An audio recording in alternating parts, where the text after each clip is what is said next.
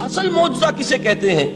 جسے کوئی نبی چیلنج کے ساتھ پیش کرتا ہے کہ یہ ہے میری رسالت کا ثبوت، آؤ مقابلہ کر لو۔ حضرت موسیٰ علیہ السلام کے جو اصل معجزے تھے وہ دو تھے۔ ایک عصا، جس کا کہ مقابلہ کیا، آپ کو معلوم ہے کہ فرعون نے تمام جو جادوگر تھے پورے مملکت کے انہیں جمع کیا اور مقابلہ کیا۔ تو جس چیز کو کہ پیش کیا جائے چیلنج کے ساتھ کہ آؤ تو مقابلہ کر لو، وہ اصل معجزہ ہوتا ہے اس نبی اور رسول کا۔ تو حضور صلی اللہ علیہ وسلم کا اصل معجزہ، یعنی معجزات، آپ یہ مغالطے میں مبتلا نہ ہو، میں بقیہ معجزات کی نفی نہیں کر رہا، یہ واقعات اپنی جگہ حق ہیں کہ حضور کو پتھر سلام کرتے تھے۔ حضور صلی اللہ علیہ وسلم جس کھجور کے تنے کے ساتھ ٹیک لگا کر خطبہ دیا کرتے تھے، جبکہ ابھی مسجد نبی میں ممبر نہیں بنا تھا، جب تعداد زیادہ ہو گئی مسلمانوں کی اور ضرورت محسوس ہوئی کہ ذرا بلند مقام پر کھڑے ہو کر آپ خطبہ ارشاد فرمائیں، تو پھر وہ ممبر بنا کر رکھا گیا۔ پہلے مرتبہ جب آپ ممبر پر چڑھ رہے تھے خطبہ دینے کے لیے، تو اس کھجور کے سوکھے تنے میں سے ایسی آواز آئی جیسے کوئی بچہ بلک بلک کر رو رہا ہو کہ وہ سعادت جو مجھے حاصل رہی تھی آج تک میں محروم ہو گیا۔ تو یہ انبیاء کا مقام ہے۔ مولانا روم نے اسی لیے کہا ہے کہ فلسفی کو منکر حنانہ است، از حواس انبیاء بیگانہ است۔ فلسفی اور عقلیت پرست انسان وہ تو حنانہ کا انکار کر دے گا، کیسے ممکن ہے سوکھا تنا اور اس کے اندر سے بچے کی طرح بلکنے کی آواز آئے، لیکن یہ اس لیے ہے کہ وہ انبیاء کے خصوصی احوال جو ہے ان کو جانتا نہیں۔ اس قسم کے خرق عادت واقعات حضور کی زندگی میں بھی بے شمار ہوئے، لیکن حضور کا وہ معجزہ جس میں تحدی کے ساتھ چیلنج کے انداز میں کہا گیا کہ آؤ مقابلہ کرو، وہ صرف اور صرف قرآن ہے۔ چنانچہ آپ سورہ بنی اسرائیل میں دیکھیں گے، قُلْ لَئِنِ اجْتَمَعَتِ الْإِنسُ وَالْجِنُّ عَلَىٰ أَن يَأْتُوا بِمِثْلِ هَٰذَا الْقُرْآنِ لَا يَأْتُونَ بِمِثْلِهِ وَلَوْ كَانَ بَعْضُهُمْ لِبَعْضٍ ظَهِيرًا۔ اے نبی چیلنج کر دیجئے، اگر تمام انسان اور تمام جن مل کر یہ چاہیں کہ اس قرآن جیسی کوئی تصنیف کر دیں، تو چاہے وہ ایک دوسرے کا کتنی بھی اس میں مدد کریں اور تعاون کریں، وہ ہرگز قرآن جیسی کتاب تصنیف نہیں کر سکتے۔ اس سے آگے بڑھ کر یہ بات کہی گئی، اچھا پورا قرآن نہیں لا سکتے، اس قرآن کی طرح کی 10 صورتیں ہی تصنیف کر لو۔ جب اس کا بھی جواب نہیں دیا گیا تو جسے کہتے ہیں برسبیل تنزل، اور پنجابی میں کہتا ہے کہ برے کو گھر تک پہنچانا، وہ برے کو گھر تک پہنچانے کے لیے فرمایا ایک صورت ہی بنا لاؤ۔ یہ سورہ ہود میں اور سورہ یونس میں یہ مضمون آیا، اور پھر سورہ بقرہ میں ہجرت کے بعد جو پہلی سورت نازل ہوئی اس میں پھر اس کو دوہرا دیا گیا، وَإِن كُنتُمْ فِي رَيْبٍ مِّمَّا نَزَّلْنَا عَلَىٰ عَبْدِنَا فَأْتُوا بِسُورَةٍ مِّن مِّثْلِهِ وَادْعُوا شُهَدَاءَكُم مِّن دُونِ اللَّهِ إِن كُنتُمْ صَادِقِينَ۔ کہ اگر تمہیں کوئی شک ہے اس کتاب کے بارے میں جو ہم نے نازل فرمائی ہے، شک کیا ہوگا؟ شک اسی بات میں ہوگا کہ شاید یہ محمد کا اپنا کلام ہے صلی اللہ علیہ وسلم، یا کوئی اور انسان ہے جو انہیں سکھا پڑھا رہا ہے۔ اگر تمہیں اس نوعیت کا کوئی شک ہے تو اس جیسی ایک صورت بنا لاؤ، فَأْتُوا بِسُورَةٍ مِّن مِّثْلِهِ۔ اور نوٹ کیجئے گا سورۃ العصر بھی سورت ہے، سورۃ الکوثر بھی سورت ہے، 3 آیات بھی اگر ایسی تم تصنیف کر کے لے آؤ تب تو تمہیں کچھ شک کرنے کا حق حاصل ہوگا، اور اگر نہیں کر سکتے تو جان لو فَإِن لَمْ تَفْعَلُوا وَلَن تَفْعَلُوا۔ پھر اگر تم ایسا نہ کر سکو اور ہرگز نہیں کر سکو گے، ذرا چیلنج کا انداز دیکھیے کہ ہرگز نہیں کر سکو گے، فَاتَّقُوا النَّارَ الَّتِي وَقُودُهَا النَّاسُ وَالْحِجَارَةُ، ڈرو اس آگ سے جس کا ایندھن بنیں گے انسان اور پتھر۔ اب اس بات کو سمجھیے کہ تاریخی حقیقت ہے یہ، جس کا کوئی کافر انکار نہیں کر سکتا، کہ وہ کوئی شخص اس چیلنج کو قبول کرنے کی جرات نہیں کر سکا۔ اگر جھوٹ موٹ کو بھی کوئی کھڑا ہو جاتا اور کہتا کہ ٹھیک ہے میں نے یہ ایک صورت بنائی ہے اور میرا دعویٰ یہ ہے کہ یہ قرآن جیسی ہے، تو ایک کنٹروورسی تو پیدا ہو جاتی نا۔ کچھ لوگ چاہے کہتے کہ نہیں یہ قرآن کے سطح کی نہیں ہے، لیکن یہ کہ اس کا دعویٰ تو ہو جاتا۔ لیکن تاریخ یہ بتا رہی ہے کہ سرے سے کسی شخص نے اس کی جرات نہیں کی، اس درجے وہ قرآن سے مرعوب ہوئے۔ تو حضور کا سب سے بڑا معجزہ جو آج تک زندہ ہے، اس کو ذہن میں رکھیے، میں نے جو حضرت موسیٰ حضرت عیسیٰ کے معجزات گنوائے ہیں وہ در حقیقت ان کی اپنی ذات کے ساتھ تھے۔ ید بیضا موسیٰ کے ساتھ تھا، عصا معجزہ اس وقت تھا جب موسیٰ کے ہاتھ میں تھا، اس کے بعد کئی 100 برس تک وہ صندوق سکینہ جو ہے، تابوت سکینہ، اس میں وہ عصا رکھا رہا، لیکن اب وہ معجزہ نہیں تھا، وہ سوکھی لکڑی تھی، اس کے سوا کچھ نہیں۔ تو تمام انبیاء اور رسول کے معجزے ختم ہو گئے، وہ ان کی ذات کے ساتھ تھے۔ محمد الرسول اللہ کی رسالت دائمی ہے تا قیام قیامت، لہذا معجزہ بھی آپ کا دائمی ہے، وہ معجزہ آج بھی موجود ہے۔ البتہ میں ادھر ضرور توجہ دلاؤں گا کہ قرآن مجید کے اعجاز کے 3 پہلو ہیں۔ پہلا پہلو، اور زیادہ تر اسی کی طرف توجہ زیادہ ہوئی ہے، وہ ہے قرآن کی فصاحت، بلاغت، ادبیت، اس کی چاشنی۔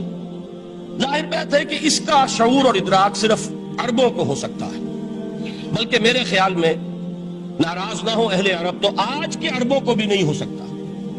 یہ اسی دور کے عرب، ان کی اپنی جو اس وقت کی زبان تھی، اس زبان میں فصحاء، بلغاء، شعراء، خطباء، ان کو اتنا ذوق تھا کہ وہ باقی پوری دنیا کو کہتے تھے یہ گونگے ہیں، بولنا ہمیں آتا ہے، خطیب ہم ہیں، شاعر ہم ہیں، خطبہ ہم دے سکتے ہیں، شعر ہم کہہ سکتے ہیں، باقی سب تو عجمی ہیں، گونگے ہیں، ان کے اندر نہ فصاحت ہے، نہ بلاغت ہے، نہ ان کے کلام میں چاشنی ہے، نہ اس کے اندر کوئی شکو ہے۔ یہ دعویٰ جنہیں تھا، جب ان کے منہ بند ہو گئے قرآن کو سننے کے بعد کہ اس کلام کا کوئی مقابلہ ممکن نہیں ہے، جو ان کے سبع معلقہ کے شعراء میں سے آخری شاعر وہ ایمان لے آئے، اس کے بعد جب ان سے کہا گیا کہ اب آپ شعر نہیں کہتے، حضرت عمر نے ایک مرتبہ ان سے سوال کیا کیا بات ہے، اب آپ نے شعر کہنے چھوڑ دیے؟ تو ان کا جواب یہ تھا اب بعد القرآن، کیا اب قرآن کے بعد بھی اس کا امکان ہے کہ کوئی شخص اپنی فصاحت اور بلاغت کا کوئی اظہار کرنا چاہے؟ یہ تو فصاحت اور بلاغت کی ایک معراج ہے کہ جس تک کہ اب کسی انسان کی رسائی ممکن نہیں۔ تو فصاحت اور بلاغت جو ہے قرآن کی اور اس کی ادبیت، در حقیقت اس کا ادراک تو ہو سکتا ہے صرف اہل زبان کو۔ ہم لوگ جو ترجموں سے پڑھتے ہیں، چاہے کتنی ہی گرامر پڑھ لیں، کتنی صرف و نحو پڑھ لیں، واقعہ یہ ہے کہ وہ جو ایک ہوتا ہے نفس پر جب انگلی آتی ہے تو جو ایک آپ کو فیل ہوتی ہے، وہ فیل ہم جو عجمی لوگ ہیں جن کی مادری زبان عربی نہیں ہے، وہ قرآن مجید کی فصاحت اور بلاغت کو اس طور سے نہیں سمجھ سکتے جیسے کہ اہل زبان سمجھ سکتے ہیں، اور خاص طور پر جیسے کہ اس زمانے کے اہل زبان نے سمجھا۔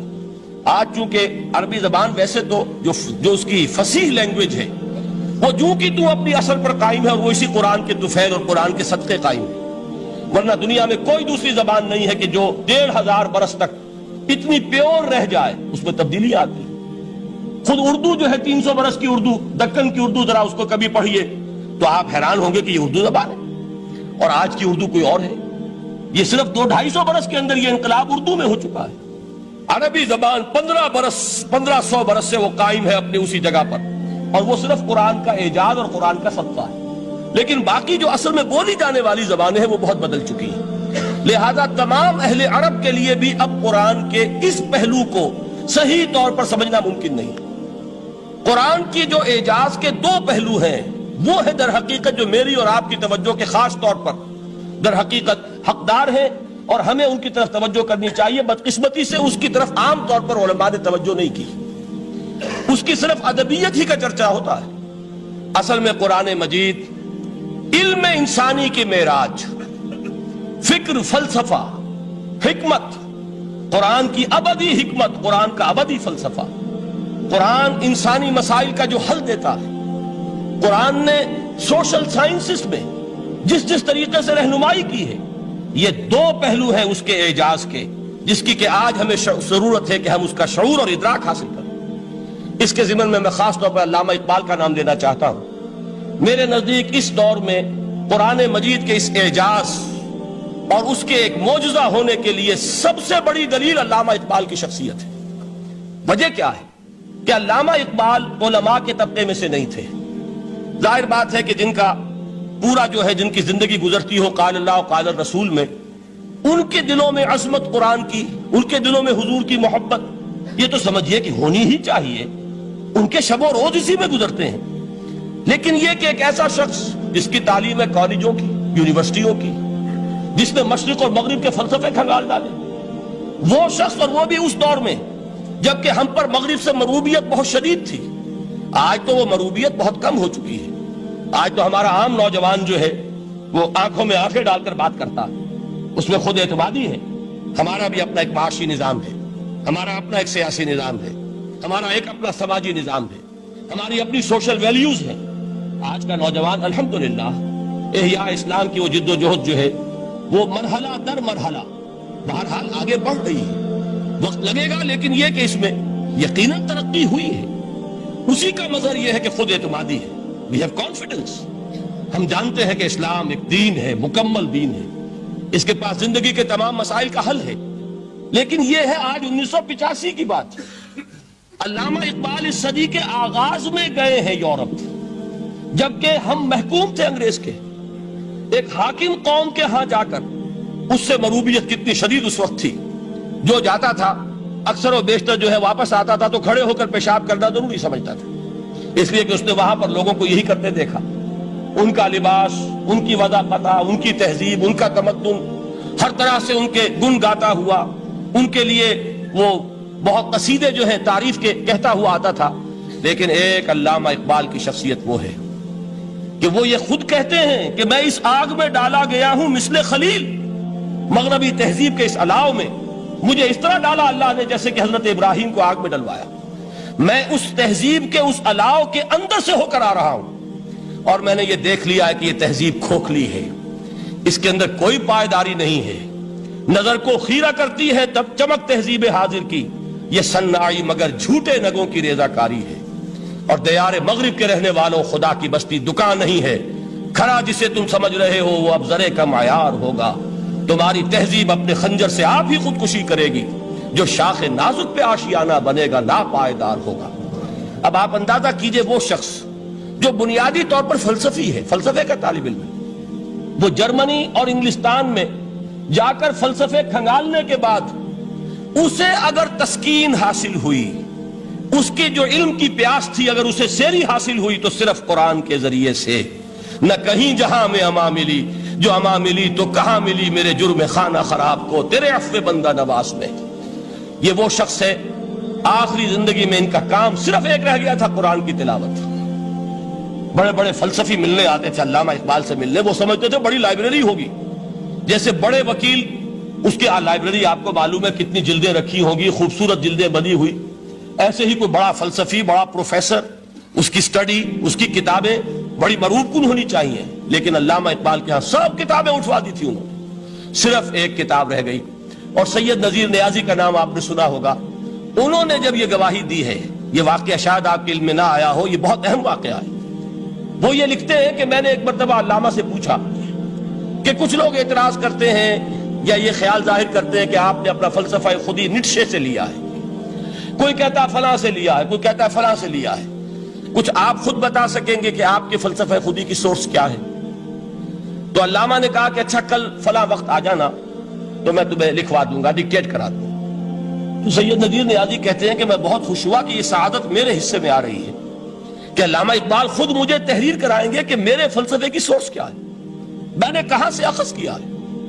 دوسرے روز وہ گئے، حاضر ہوئے، بڑے ہی ارمانوں کے ساتھ پینسل اور کاپی لے کر بیٹھے۔ علامہ نے فرمایا ذرا قرآن مجید نکال لاؤ۔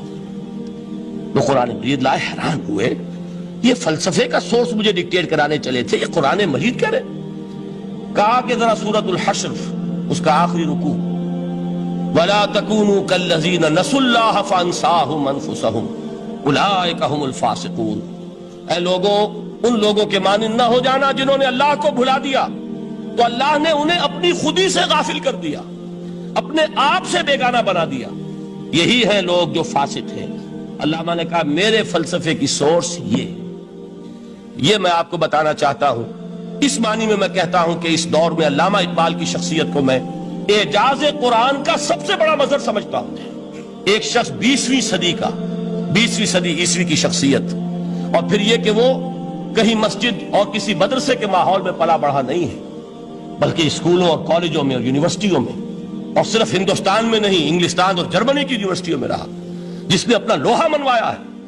وہ شخص اگر یہ کہتا ہے کہ میرے لیے فکر کی بنیاد، میرے فلسفے کی سورس، میری تمام سوچ کی رہنمائی جو ہے وہ اس کتاب نے کی ہے، تو معلوم ہوا کہ واقعتاً یہ قرآن مجید آج بھی معجزہ ہے۔ یہ بات تو ہوئی فلسفے اور فکر کے اعتبار سے۔ دوسرا پہلو جو اپلائیڈ پہلو ہے، اس دور کے اعتبار سے وہ اہم تر ہو گیا ہے۔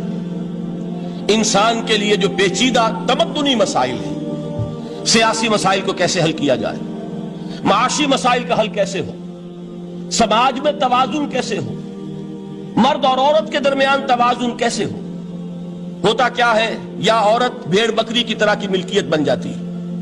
ہمارے ہاں اردو میں جو اس کا محاورہ ہے کہ جوتی کی نوک، یہ اس کی حیثیت ہو جائے گی، یا دوسری طرف عورت کلوپیٹرا بن کر قوموں کی قسمتوں سے کھیلے گی. دنیا میں یہ دو انتہائیں ہوئی. کہاں نقطہ عدل کہاں ہے؟ کیسے بیلنس جو ہے اسٹرائک کیا جائے، مردوں کے حقوق اور فرائض اور خواتین کے حقوق اور فرائض، اس میں صحیح ترین ایکویشن ہے کیا؟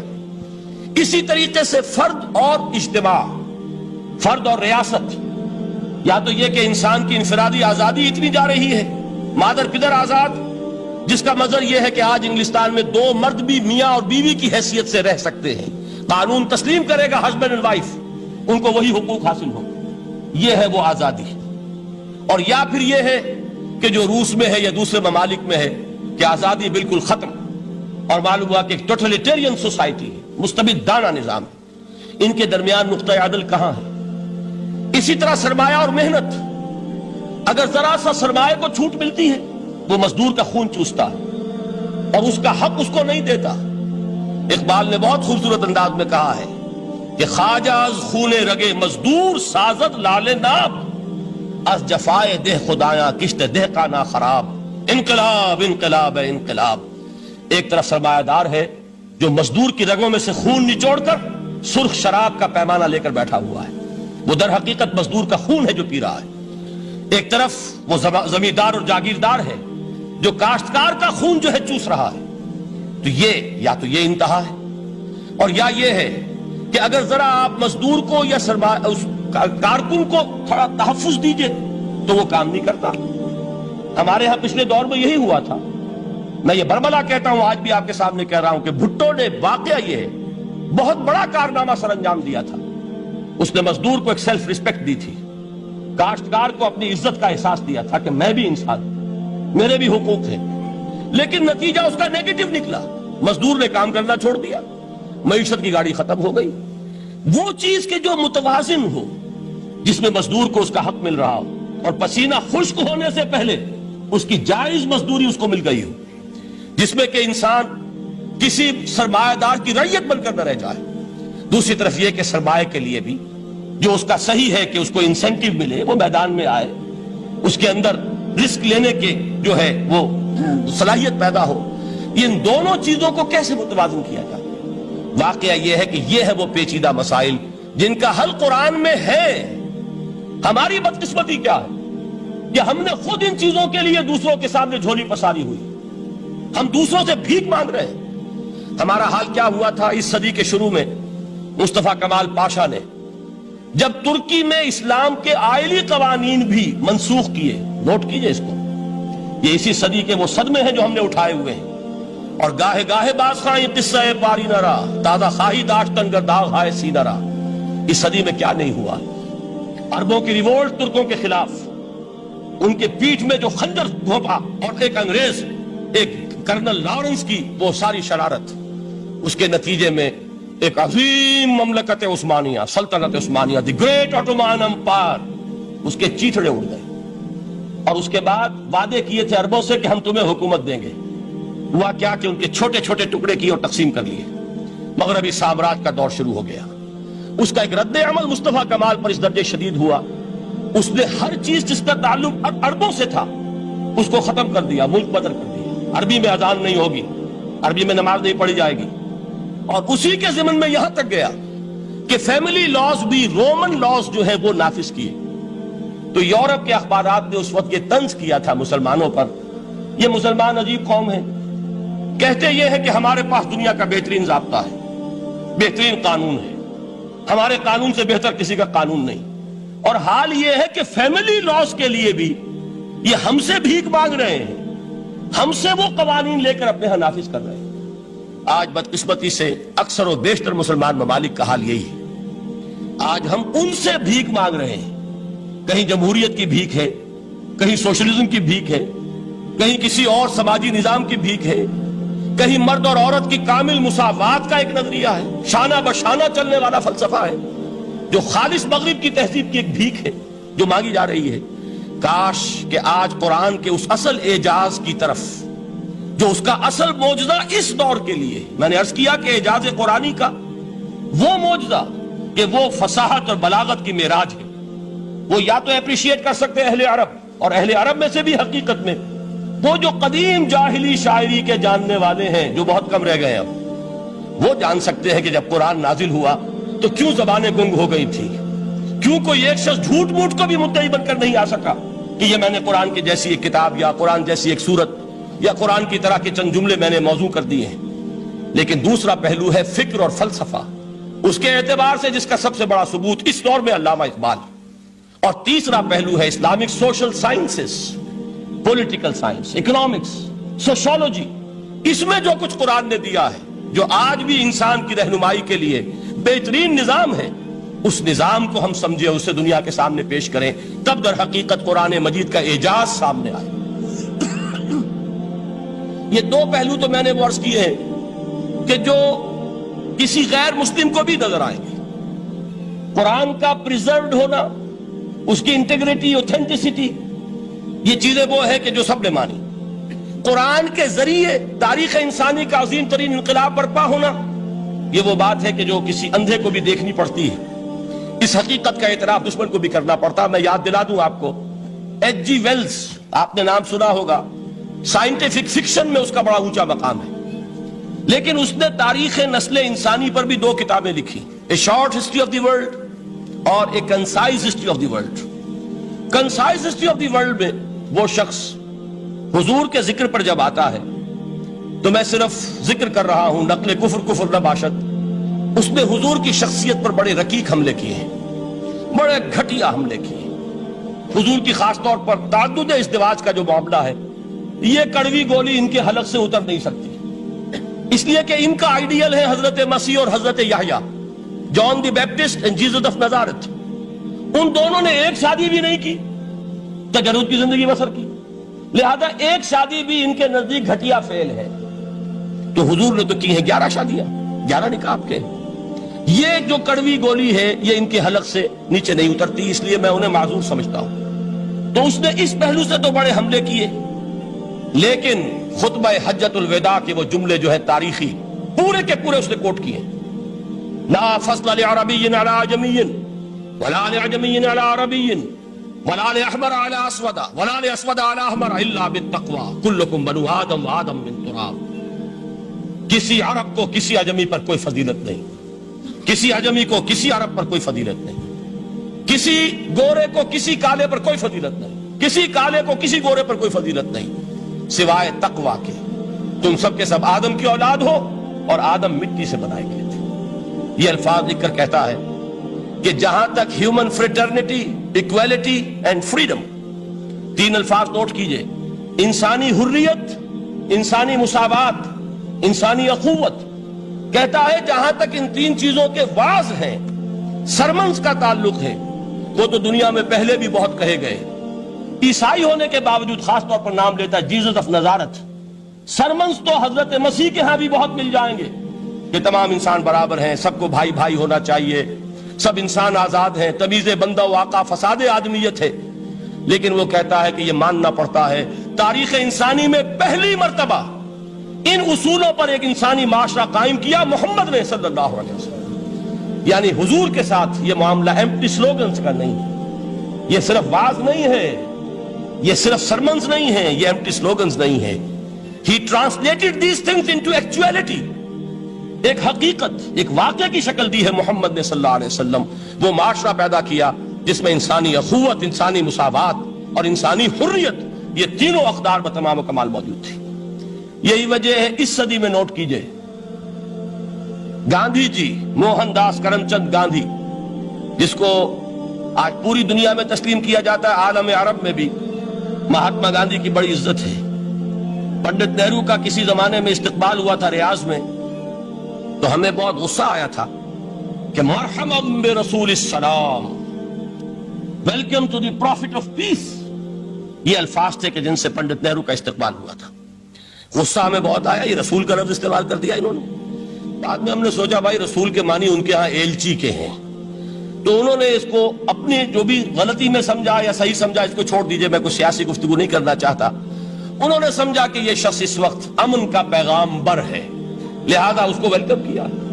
بہرحال گاندھی جی کا جہاں تک معاملہ ہے، آپ کے علم میں ہے کہ پوری دنیا میں اس شخص کی عظمت کو تسلیم کیا گیا ہے۔ ہمارا معاملہ، ہندوستانی مسلمانوں کا معاملہ، یہ دوسرا ہے۔ وہ تو آپ کو معلوم ہے کہ جوتا جسے کاٹتا ہے اسے پتا چلتا ہے کہ یہ جوتی کاٹ رہی ہے، ورنہ دیکھنے والے کو پتا چلے گا بڑا خوبصورت جوتا ہے، بڑا عمدہ جوتا ہے، کوئی اس میں خرابی نہیں ہے، لیکن جسے وہ پنچ کر رہی ہے اسے پتا ہے کہ یہ ہے کیا۔ اس اعتبار سے ہمارا معاملہ علیحدہ ہے، لیکن دنیا کو وہ بہت خوبصورت اور بہت ہی اعلیٰ اور بہت ہی اونچی شخصیت ایک نظر آتی ہے۔ بہرحال ایک پہلو سے یقیناً ماننا پڑے گا اس کی عظمت کو، کہ ہندو قوم کے لیے اور ہندوستان کے لیے، اس کی آزادی کے لیے جو عظیم جدوجہد کی ہے، اس میں کوئی شک نہیں۔ میں اس وقت جو بات عرض کرنا چاہتا ہوں کہ 1937 کا تصور کیجئے۔ 1937 میں آپ کو معلوم ہے 1935 میں قانون بنا تھا، اور پہلی مرتبہ الیکشنز ہوئے تھے بر صغیر میں 1937، اور وہ ہوئے تھے صوبائی الیکشنز۔ ان کے نتیجے میں وزارتیں قائم ہوئی، مسلم لیگ نے بائیکاٹ کیا تھا الیکشن کو، لہذا پورے ہندوستان میں تمام صوبوں میں کانگریس کے وزراء کی وزارتیں بنی۔ ہریجن اخبار میں ایک مقالہ لکھا تھا گاندھی جی نے اس وقت، جس میں کہ ان کانگریسی وزراء کے سامنے نصیحت کے انداز میں یہ بات رکھی تھی کہ آج جب کہ آپ لوگوں کو اختیار مل رہا ہے، اور حکومت، یہ پہلی انسٹالمنٹ تھی جو انگریزوں نے دی تھی ہمیں، سیلف رول یا ہوم رول کی پہلی انسٹالمنٹ تھی، تو جو بھی تمہیں اختیارات مل رہے ہیں اس میں میں تمہارے سامنے حضرت ابو بکر اور حضرت عمر کی مثال رکھتا ہوں۔ یہ ہے وہ بات کہ جادو وہ جو سر چڑھ کر بولے۔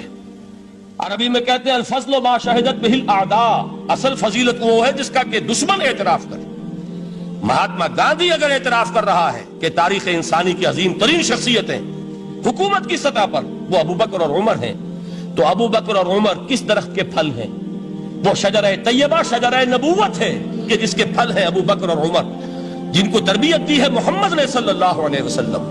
تو معلوم ہوا کہ یہ چیزیں وہ ہیں کہ جس کا لوہا آج دنیا مان رہی ہے، لہذا ہمیں قرآن مجید کے اعجاز کے پہلو سے ان اعتبارات سے خود بھی توجہ کرنی چاہیے اور دنیا کو بھی ادھر متوجہ کرنا چاہیے۔ اب میں تبرکاً 3 مقامات سے میں نے آیات پڑھی ہیں، قرآن مجید کی عظمت کا وہ ادراک اور شعور جو ہمیں ہو سکتا ہے، ہم وہ کہ جو قرآن کو مانتے ہیں اللہ کا کلام، ہم اس بنیاد پر سمجھے کہ اللہ نے اپنے کلام کی کیا مدح کی ہے۔ اور نمبر 2 یہ فارسی کا ایک مصرع ہے کہ قدر گوہر شاہ دانت یا بدانت گوہری، ہیرے جواہرات کی قدر و قیمت یا بادشاہوں کو معلوم ہوتی ہے جو ان میں کھیلتے ہیں، اور یا یہ کہ جوہری کو جو ان کا کاروبار کرتا ہے، جانتا ہے، پہچان ہے، پرکھتا ہے۔ عام آدمی کو کیا پتا، اس کے ہاتھ پہ اگر کوئی آپ ہیرا رکھ دیں، وہ سمجھے شاید کو کوئی کانچ کا ٹکڑا، اسے اس کے اندر کوئی فرق محسوس نہیں ہوگا۔ قدر گوہر شاہ دانت یا بدانت گوہری، کہ ہیرے جواہرات جو ہیں ان کی قدر و قیمت کا اندازہ یا بادشاہوں کو ہوتا ہے یا جوہری کو ہوتا ہے۔ تو قرآن مجید کا عظمت کا صحیح ادراک یا اللہ کو ہے یا محمد الرسول اللہ کو ہے صلی اللہ علیہ وسلم۔ باقی جو کچھ دنیا دیکھتی ہے وہ تو وہ ظاہر کا ایک پہلو ہے، وہ تاریخی حقائق ہے جو میں نے آپ کے سامنے رکھے۔ باقی قرآن مجید کی عظمت کا کوئی صحیح ادراک ہو سکتا ہے یا وہ اللہ تعالیٰ کی زبانی اور یا ہوگا محمد الرسول اللہ صلی اللہ علیہ وسلم کے فرامین کی روح سے۔ اسی لیے میں نے 3 جگہ سے آیات پڑھی ہیں۔ ایک مقام سے سورہ رحمان کی ابتدائی 4 آیات، سورہ یونس کی 2 آیات، سورہ حشر کی 1 آیت، اور 3 احادیث نبویہ ہیں جن کا میں نے ذکر کیا ہے، اس لیے کہ تیسری جو ہے وہ بہت طویل حدیث ہے، وہ پوری میں اس وقت نہیں پڑھ سکتا تھا، اس کے صرف ابتدائی اور آخری کلمات میں نے اس وقت آپ کو سنائے۔ میں تھوڑی سی تشریح ان کی کروں گا تاکہ قرآن مجید کی عظمت کا جو نقش میرے اور آپ کے قلب پر ہونا چاہیے وہ صحیح در حقیقت ان آیات اور احادیث کی روشنی میں ہمارے دلوں پر قائم ہو جائے۔ دیکھیے قرآن مجید کی عظمت یہ کلام ہے، اس کی کلام کی عظمت کا پہلا پہلو ہے متکلم کی عظمت کے اعتبار سے۔ عربی میں کہا جاتا ہے کہ کلام الملوک ملوک الکلام ہے، بادشاہوں کا کلام کلاموں کا بادشاہ ہوتا ہے۔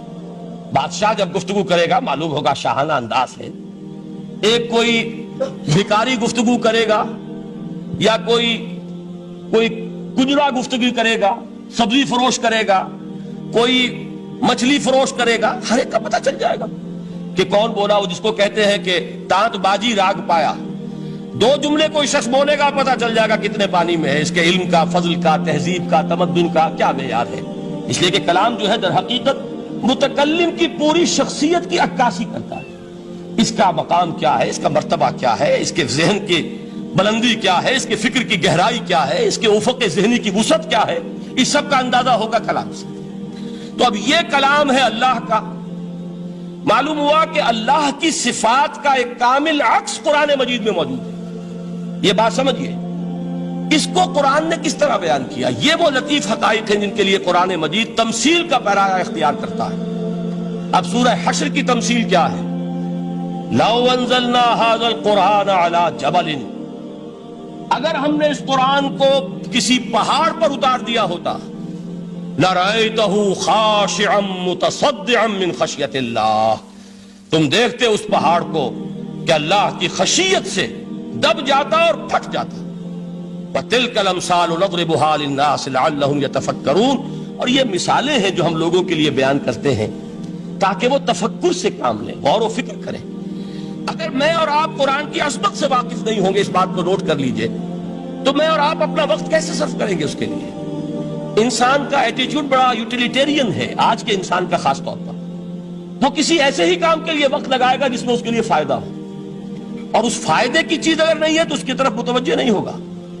اگر قرآن مجید کی عظمت کا ہمیں ادراک ہو جائے تو ہم اپنا پورا وقت اس کے لیے وقف کر دیں گے، اس کو سمجھیں گے، اس کی گہرائیوں میں غوطہ زنی کریں گے. جیسے اقبال نے کہا کہ قرآن میں ہو غوطہ زن اے مرد مسلمان. لیکن اگر یہ کہ اس کی عظمت کا ادراک نہ ہوا تو بس یہ کہ کبھی اتفاق ہو گیا کہ کھول لیا اور اس کو پڑھ لیا، پڑھ بھی لیا بغیر سمجھے، اور اس کا ثواب کسی اور کو پہنچا دیا. وہ آج حصول ثواب بھی نہیں رہا، ایصال ثواب ہی رہ گیا. ورنہ یہ کہ بہرحال علامہ اقبال نے جو اس پر پھپتی چست کی ہے کہ بآیا تشترا کارے جزی نیست کہ از یاسین او آسا بمیری. اس قرآن کی عظیم آیات سے اے مسلمان آج تیرا سروکار صرف اتنا رہ گیا ہے کہ کوئی شخص مر رہا ہو، عالم نزا میں ہو، تو اس کو یاسین سنا کر اس کی جان جلدی سے نکال دو، آسانی سے نکل جائے. بس یہ سروکار رہ گیا. میں یہ نہیں کہتا کہ نہ پڑھی جائے، حضور نے فرمایا ہے پڑھنی چاہیے، لیکن صرف یہ نہیں ہے اس کا مصرف. یہ تو انسانی زندگی کی رہنما کتاب بن کر نازل ہوئی ہے. اس کے اوپر اس اعتبار سے توجہ تم نہیں کر رہے ہو، بلکہ تمہاری اس کے ساتھ جو ہے دلچسپی صرف اتنی رہ گئی ہے. تو پہلی بات یہ کہ یہ سمجھیے کہ قرآن نے یہ تمثیل اختیار کی اپنے عظمت کے بیان کے لیے. اگر ہم نے اس قرآن کو پہاڑ پر اتار دیا ہوتا تو تم دیکھتے کہ وہ پھٹ جاتا اور دب جاتا. اب اس کو سمجھیے، القرآن یفسر بعضہ بعضا، قرآن کا ایک حصہ دوسرے حصے کی تفسیر کرتا ہے. سورہ اعراف میں واقع آیا ہے کہ حضرت موسیٰ علیہ السلام کا آپ کو معلوم ہے کہ کوہ طور پر اللہ تعالیٰ سے ہم کلامی کا شرف حاصل کرتے تھے.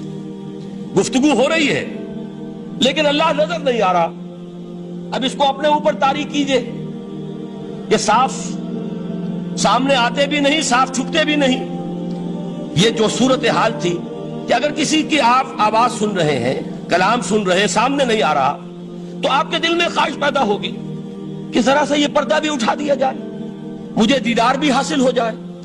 لہذا سورہ اعراف میں ہے جب کئی بار یہ شرف ہم کلامی حاصل ہوا اللہ سے، تو حضرت موسیٰ علیہ السلام نے بڑی ہمت سے کام لیا، بڑی جرت کی، درخواست کر دی، رب ارینی انظر الیک.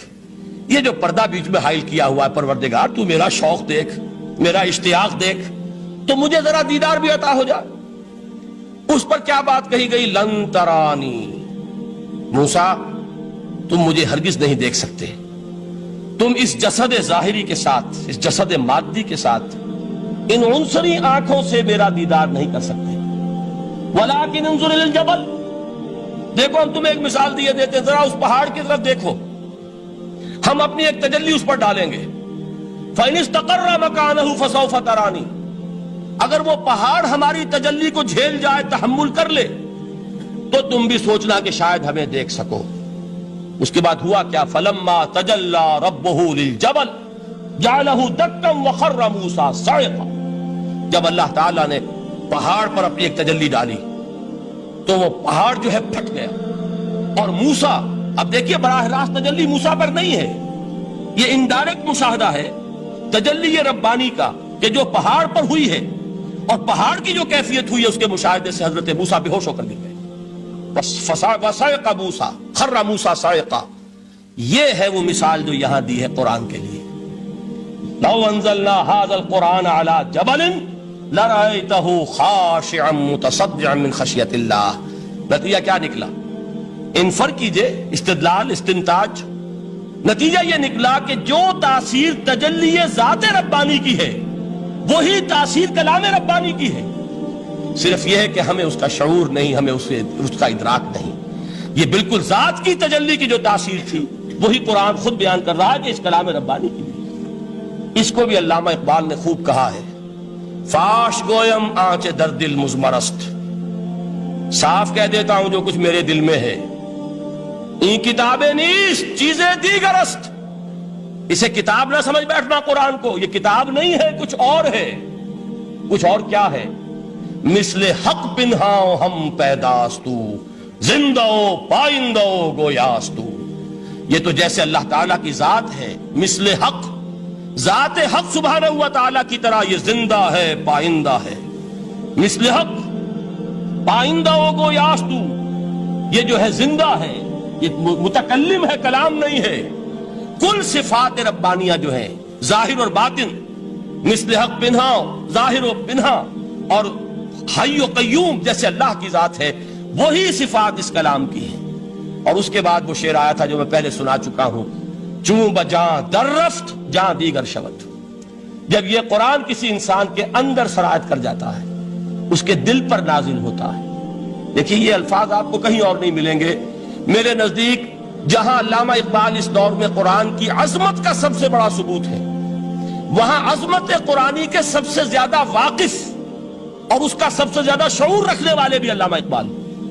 یہ الفاظ آپ کو کہیں نہیں مل سکیں گے کہ مثل حق پنہاؤ ہم پیداستو، زندہ پائندہ گویاستو، چوں بجاں در رفت جہاں دیگر شود، جہاں چو دیگر شد جہاں دیگر شود.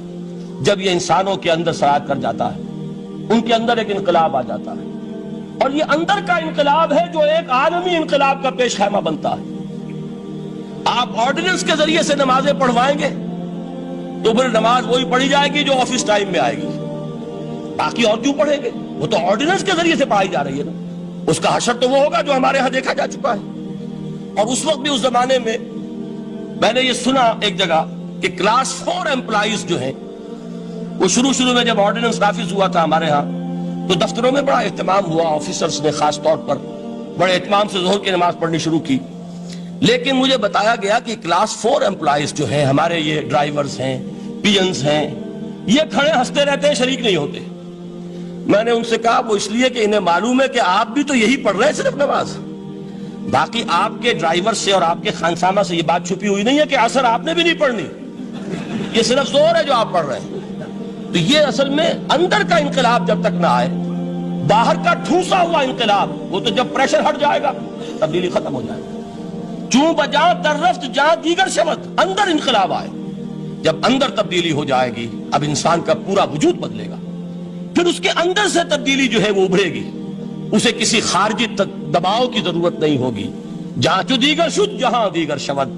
اور جب انسانی شخصیتوں کے اندر یہ انقلاب اندر سے آتا ہے تو پھر وہ عالمی انقلاب بنتا ہے. جیسے کہ محمد الرسول اللہ کا انقلاب. واقعہ یہ ہے کہ اگر جوش کانسپیریسی، عبداللہ ابن سبا کی سازش اگر کامیاب نہ ہو گئی ہوتی اور مسلمانوں کے اندر آپس کا اختلاف اور سرپھٹول نہ ہو جاتا، جو حضرت عثمان کی شہادت، پھر حضرت علی کی شہادت رضی اللہ تعالی عنہما، اور حضرت علی کی دوران خلافت یہ آپس کے جو جنگیں ہوئی، جنگ جمل، جنگ صفین، جنگ نہروان، اگر یہ نہ ہوئی ہوتی تو جس سپیڈ کے ساتھ اور رفتار کے ساتھ انقلاب محمدی کی توسیع ہو رہی تھی علی صاحب الصلاۃ والسلام، کوئی طاقت دنیا میں نہیں تھی. اقبال نے اس کا بھی نقشہ کھینچا ہے کہ تھمتا نہ تھا کسی سے سیل رواں ہمارا. وہ سیل رواں تھا، کوئی روکنے والا نہیں تھا. انٹرنل سیبوٹاج وہ ہے کہ جس نے اس انقلاب کا راستہ روکا ہے. تو واقعہ یہ ہے کہ وہ اندرونی انقلاب حضور نے برپا کیا قرآن کے ذریعے صحابہ میں. اندر سے جو انقلاب تھا اس نے عرب میں ایک انقلاب کی شکل اختیار کی. اور یہ انقلاب جو ہے اتنی اپنے اندر قوت رکھتا تھا، اتنی پوٹینشیلٹی تھی اس کی کہ وہ 20 برس کے اندر کہاں آکسس دریائے جیہوں، کہاں اٹلانٹک. تصور تو کیجیے، تاریخ میں اس سے پہلے اتنی بڑی کوئی مملکت قائم ہوئی نہیں. کہاں یمن اور کہاں ایشیا کوچک، ایشیا مائنر، ٹرکی، یہاں سے وہاں اور وہاں سے یہاں. اتنی عظیم مملکت حضرت عثمان رضی اللہ تعالیٰ عنہ کے خلافت میں ہو چکی تھی. یہ بات اگر یہ چلتا معاملہ آگے تو کوئی قوت اب نہیں رہی تھی. سلطنت روما ختم ہو چکی تھی, سلطنت کسرا ختم ہو چکی تھی, بخشتے اڑ گئے تھے. اب کون سی طاقت رہ گئی تھی جو شراب کا راستہ روکتی؟ یہ وہ یہودی سازش ہے جس نے اندر سے سبوٹاج کیا. بہرحال یہ ہے انقلاب محمدی کا طریقہ, اندر سے تبدیلی. اسی کو علامہ اقبال نے کہا ہے, تیرے ضمیر پہ جب تک نہ ہو نزول کتاب, گرہ کشا ہے نہ راضی نہ صاحب کشاف. یہ قرآن اب بھی تم ایسے محسوس کرو کہ جیسے تمہارے دل پر نازل ہو رہا ہے. اور مجھے یاد آیا امام ابن قیم رحمت اللہ علیہ, ان کا ایک بڑا پیارا جملہ ہے. وہ کہتے ہیں قرآن کے بعض پڑھنے والے ایسے ہیں کہ جب وہ قرآن کو پڑھتے ہیں تو یوں محسوس کرتے ہیں کہ قرآن مصحف میں لکھا ہوا نہیں ہے, ان کے اپنے دل کے اوپر کندہ ہے, دل کے اوپر سے پڑھ رہے ہیں. یعنی اتنی کامل مطابقت وہ محسوس کرتے ہیں, اپنی فطرت, ہیومن نیچر اور قرآن کے اندر اتنی مطابقت ہے. اس طرح وہ ٹیلی کرتے ہیں ایک دوسرے کے ساتھ کہ محسوس ہوتا ہے کہ وہ کتاب ان صفحات میں لکھی ہوئی نہیں ہے بلکہ لوح قلب پر لکھی ہوئی ہے کہ جہاں سے وہ انسان اسے پڑھ رہا. تو پہلی بات تو قرآن مجید کی آیت کے حوالے سے اس پہلو سے ہمارے سامنے آئی کہ جو تاثیر ہے ذات ربانی کی تجلی کی, وہی تاثیر ہے اس قرآن مجید کی, بشرطے کہ ہمارے دل جو ہیں وہ کچھ اپنے اندر اس استعداد اور صلاحیت کو پیدا کر لیں. دوسرا مقام ہے سورہ یونس کا. اب کسی کلام کی عظمت کا دوسرا پہلو ہو سکتا ہے اس کی افادیت کے اعتبار سے. اس سے فائدہ کیا ہوگا نوع انسانی کے لیے؟ دیکھیے دو آیات, یہ عظیم خزانے ہیں عظمت قرآن کے. سورہ یونس میں یا ایھا الناس, اے لوگو, قد جاءتکم موعظۃ من ربکم وشفاء لما فی الصدور وہدی ورحمۃ للمؤمنین. 4 الفاظ نوٹ کر لیجئے. اے لوگو, آ گئی ہے تمہارے پاس وہ چیز تمہارے رب کی طرف سے جو موعظہ ہے. موعظہ کسے کہتے ہیں؟ نصیحت. اس بات کو ذرا سمجھ لیجئے ترتیب کیا ہے. نصیحت اسے کہتے ہیں, جی رہا نہیں جا رہا, میں نے اس کی ترتیب بدلی ہوئی ہے. مجھے یاد دلایا ایک صاحب نے کہ سورہ رحمان کی ابتدائی آیات کا بیان تو رہ گیا, وہ رہا نہیں, میں نے پڑھا کسی اور ترتیب سے تھا, بیان کسی اور ترتیب سے کر رہا ہوں. پڑھنے میں 4, 2 اور 1, اور اب جو میں بیان کر رہا ہوں پہلے 1 آیت سورہ حشر کی جو بیان کی, اب 2 آیات ہیں سورہ یونس کی. لوگوں, تمہارے پاس آ گئی ہے تمہارے رب کی طرف سے موعظت, اور تمہارے سینوں کے اندر جو روگ ہیں ان کے لیے علاج. توجہ کیجئے گا, ہم نے قرآن کو کیا سمجھا ہے؟ صرف ایک مقدس کتاب, ایک حصول ثواب یا ایصال ثواب کا آلہ. قرآن ہے کیا؟ نمبر 1 موعظہ. موعظہ کسے کہتے ہیں؟ وعظ اسے کہتے ہیں وہ بات جس سے دل نرم ہو جائے, دل کے اندر گداز پیدا کرنے والی شے. وجہ کیا ہے؟ اعلیٰ سے اعلیٰ حکیمانہ بات کسی سے کہی جائے, دل سخت ہے, اثر نہیں ہوگا. ایک کرسٹ آ جاتا ہے انسان کے دل کے اوپر, جیسے کہ یہود کے علماء کے بارے میں فرمایا گیا ثم قست قلوبکم فہی کالحجارۃ او اشد قسوۃ وان من الحجارۃ لما يتفجر منه الانہار وان منها لما يهبط من خشیۃ اللہ وان منها لما يشقق فيخرج منه الماء. اے لوگوں, پھر تمہارے دل سخت ہوتے چلے گئے, پھر وہ پتھروں کے مانند سخت ہو گئے, بلکہ ان سے بھی زیادہ سخت, اس لیے کہ پتھروں میں تو وہ بھی ہوتے ہیں کہ جو اللہ کے خوف سے گر جاتے ہیں, پتھروں میں وہ بھی ہوتے ہیں کہ جو اللہ کی خشیت سے پھٹ جاتے ہیں, ان میں سے پانی بہ نکلتا ہے. پتھر تو اس طرح کے ہیں, لیکن انسان کا دل جب سخت ہو جائے, جب پتھر بن جائے, تو کوئی شے دنیا کی اس کی سختی کا مقابلہ نہیں کر سکتی. پہلے اس سختی کو نرم کریں گے, جیسے زمین ہے چٹیل زمین, اس زمین کے اندر ہل چلے گا تو بارش جو ہے فائدہ دے گی. اس کو آپ زمین کو نرم کرتے ہیں تاکہ وہ بارش کو جذب کرے, ورنہ چٹیل زمین ہے سخت, وہ پانی بہ جائے گا اور وہ زمین کے اندر جذب نہیں ہوگا. تو پہلا لفظ استعمال کیا موعظہ. یہ قرآن واعظ ہے, نصیحت ہے, دلوں کو نرم کرتا ہے. دلوں پر جو کرسٹ آ گیا ہے سخت, اسے توڑتا ہے, اس میں ہل چلاتا ہے. پھر کیا کرتا ہے؟ پھر جب یہ جذب ہوتا ہے, شفاء لما فی الصدور, جو سینے کے روگ ہیں ان کے لیے شفا ہے.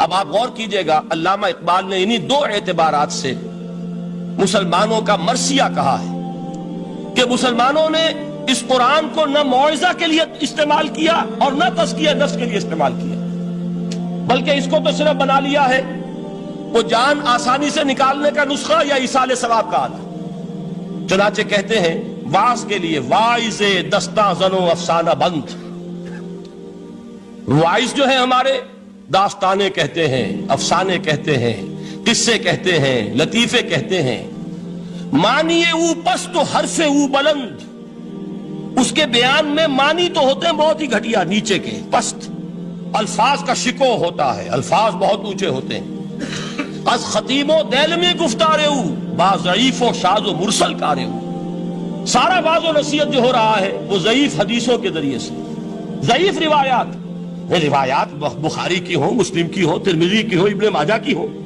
کہاں خطیب بغدادی اور دیلمی وہ کتابیں کہ جن کی کوئی سند نہیں ہے، وہاں کی روایات کے ذریعے سے لوگوں کو تذکیر کرنے کی کوشش کر رہے ہیں، با ضعیف و شاذ و مرسل کارے او، ضعیف روایات، شاذ روایات، مرسل روایات جن کا سلسلہ روایت محمد الرسول اللہ تک متصل نہیں ہے، اس کے ذریعے سے کر رہے ہیں، حالانکہ موعظہ سب سے بڑا موعظہ یہ قرآن تھا۔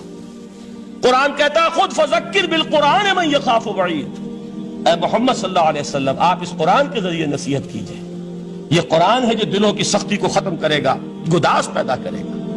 دوسری طرف علامہ اقبال کیا کہتے ہیں کہ جہاں تک ہمارے ہاں جو بھی تصوف کے معروف حلقے ہیں، صوفیاء حق کی بات نہیں کہہ رہا، وہاں قوالی ہو رہی ہوگی تو حال آ جائے گا، صوفی پشمینہ پوشے حال مست، از شراب نغمہ قوال مست، قوال سے جو کچھ مل رہا ہے، حال آ رہا ہے، مستی آ رہی ہے، کیف اور سرور حاصل ہو گیا ہے، صوفی پشمینہ پوشے حال مست، از شراب نغمہ قوال مست۔ لیکن یہ کہ اس کی محفل میں درنمی سعادت بقرآن محفلش، اس کی محفل میں قرآن کا کہیں گزر نہیں ہے، جبکہ محمد الرسول اللہ صلی اللہ علیہ وسلم کی بھی ایک محفل ہوتی تھی، محفل سماع۔ وہ محفل سماع کیا تھی؟ حضور صحابہ سے فرمائش کر کر کے قرآن سنتے تھے۔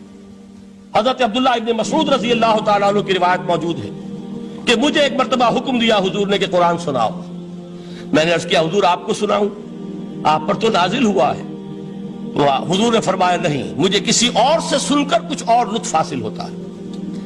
اب امتثال امر میں حضرت عبداللہ ابن مسعود رضی اللہ تعالیٰ عنہ نے سورہ نساء پڑھنی شروع کی، 41ویں آیت پر پہنچے۔ چشم تصور سے دیکھیے کہ حضور بھی تشریف فرما ہے، صحابہ کرام کی محفل ہے، اور صحابہ کیسے بیٹھا کرتے تھے ادب کے ساتھ۔ ایک روایت میں الفاظ آئے ایسے بیٹھتے تھے ساکت و صامت ہو کر، بالکل خاموش، سکون، ساکن اور ساکت اور صامت، کہ جیسے ان کے سروں پر پرندے بیٹھے ہیں کہ ذرا جنبش کریں گے تو پرندہ اڑ جائے گا، اس ادب کے ساتھ۔ تو وہ محفل جو ہے حضور صلی اللہ علیہ وسلم کی، اور ایک صحابی حضرت عبداللہ ابن مسعود گردن نیچی کیے ہوئے ہیں اور قرآن پڑھتے چلے جا رہے ہیں۔ جب اس آیت پر پہنچے فَكَيْفَ إِذَا جِئْنَا مِن كُلِّ أُمَّةٍ بِشَهِيدٍ وَجِئْنَا بِكَ عَلَى هَؤُلَاءِ شَهِيدًا، کیا ہوگا اس دن جس دن کہ ہم ہر امت پر ایک گواہ کھڑا کریں گے، اور اے نبی آپ کو گواہ بنا کر لائیں گے ان کے خلاف، آپ کو یہ ٹیسٹیفائی کرنا ہوگا کہ اللہ تیرا جو کلام میرے پاس آیا تھا میں نے پہنچا دیا تھا، اب ان کی ذمہ داری ہے، they are accountable, they are responsible۔ اس پر حضور نے فوراً فرمایا حسبک حسبک، بس کرو بس کرو۔ اور حضرت عبداللہ ابن مسعود فرماتے ہیں کہ میں نے جب نگاہ اٹھا کر دیکھا حضور کے آنکھوں سے آنسو روا تھے۔ یہ ہے سماع، یہ محفل سماع ہے، کاش کہ اللہ تعالی ہمیں اس کی توفیق عطا فرمائے۔ یہ ہے مسنون محفل سماع، اس قرآن کے اندر وہ گداز ہے۔ آیا کہ نہیں 7ویں پارے کی بالکل آغاز میں وَإِذَا سَمِعُوا مَا أُنزِلَ إِلَى الرَّسُولِ تَرَىٰ أَعْيُنَهُمْ تَفِيضُ مِنَ الدَّمْعِ مِمَّا عَرَفُوا مِنَ الْحَقِّ يَقُولُونَ رَبَّنَا آمَنَّا فَاكْتُبْنَا مَعَ الشَّاهِدِينَ۔ تو یہ ہے دوسری چیز کہ در حقیقت تزکیہ نفس کا ذریعہ یہ قرآن ہے۔ سینوں میں جو روگ ہیں، حب دنیا، حب مال، حب شہرت، حب اقتدار، جس کو کہ ایڈلر کہتا ہے دی ارج ٹو ڈومینیٹ، میرا غلبہ ہو، میرا تسلط ہو، میں نمایاں ہو جاؤں، میری حکومت بن جائے، اختیار میرے ہاتھ میں آ جائے، دی ارج ٹو ڈومینیٹ، یہ ساری ارجز ہیں ہماری در حقیقت جس سے فساد رونما ہے۔ یہ حب مال ہے جس کی وجہ سے ہمارے اندر تنافس ہے۔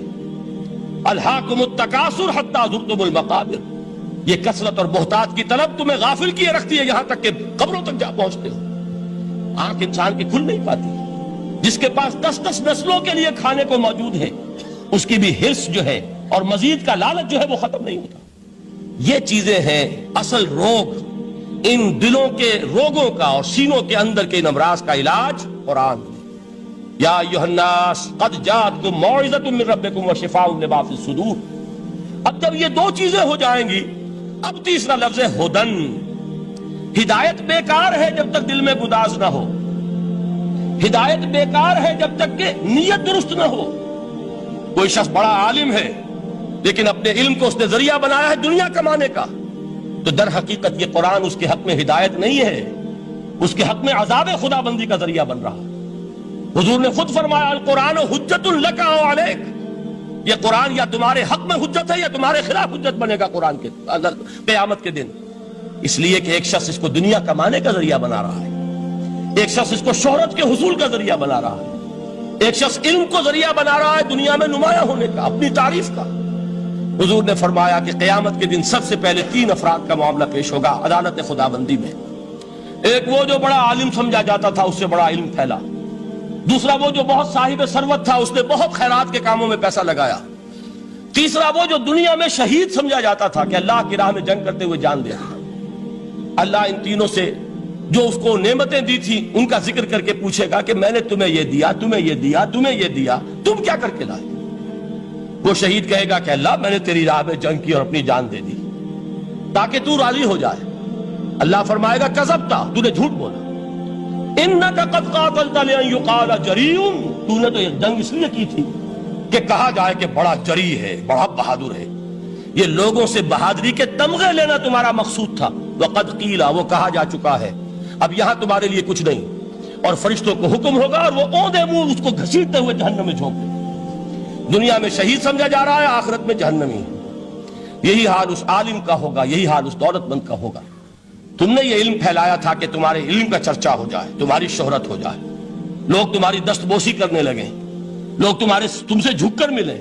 وہ دنیا میں ہو گیا، تمہارا مطلوب مل چکا، تمہارا مقصود حاصل ہو چکا، اب یہاں کچھ نہیں۔ تو جان لیجئے کہ جب تک دلوں کے روگ درست نہ ہوں، علم بیکار ہے، ہدایت قطعاً غیر مفید ہے۔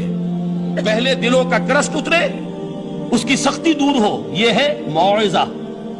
دلوں کے اندر سے حب جاہ، حب دنیا، حب مال نکلے، یہ ہے تزکیہ۔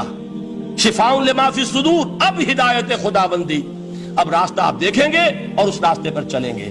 یہ ہدایت جو ہے دنیا میں، یہی آخرت میں رحمت کی شکل میں ظاہر ہوگی۔